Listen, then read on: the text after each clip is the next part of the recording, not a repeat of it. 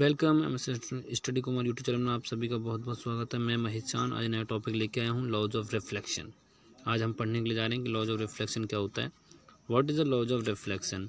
Laws of reflection का means होता है कि हमारा जो एक मिरर होता है उस मिरर पर रेज गिरती हैं, फिर जिस मीडियम में आती हैं उसी मीडियम में वापस चली जाती है। तो bouncing off back of light in the same medium after hitting any surface is known as reflection.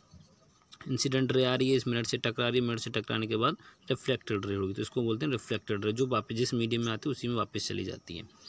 इसके कुछ पॉइंट होते हैं, जैसे इंसिडेंट रे होगी, reflected ray, point of incident. Incident ray क्या होती है? The ray of light which falls on the surface is called incident ray. एक सरफेस पे जो रेज गिरती है उसको हम इंसिडेंट रे बोलते हैं। दूसरी जो रे गिरने के बाद जो बैक हो रही है उसको हम रिफ्लेक्टेड रे बोलते हैं। The ray of light which is the send back to the reflecting surface. Point of incident क्या होता है? The point where the incident ray strike the surface known as the point of incident. जब incident ray mirror पर गिरती है तो उस point को हम बोलते हैं पॉइंट ऑफ इंसिडेंस।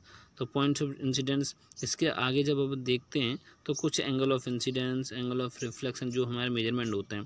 तो जैसे नॉर्मल की बात करते हैं तो नॉर्मल क्या है? एक परपेंडिकुलर ड्रॉ किया जाता है सरफेस के ऊपर। The perpendicular line drawn into the surface at the point of incidence is called normal. Red आपको लाइट ये कलर दिख रहा होगा, ये क्या एक नॉर्मल है। इसका एंगल ऑफ इंसिडेंट क्या होता है? नॉर्मल के साथ में जो एंगल बन रहा है ये इंसिडेंस एंगल है, और नॉर्मल के साथ जो रिफ्लेक्टर रे के साथ जो एंगल बन रहा है उसको हम एंगल ऑफ रिफ्लेक्शन कहते हैं। The angle made by the angle reflected normal at the point of incidence is called angle of reflection. अब लॉज ऑफ रिफ्लेक्शन के कुछ नियम होते हैं, कुछ लॉज होते हैं।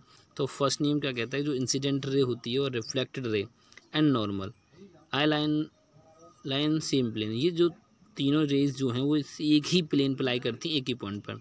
दूसरा एंगल ऑफ इंसिडेंस और एंगल ऑफ आर, ये जो एंगल आई होगा वो एंगल आर के बराबर होगा। तो लॉज ऑफ रिफ्लेक्शन इस तरीके से कंप्लीट होता है। सब्सक्राइब करें, लाइक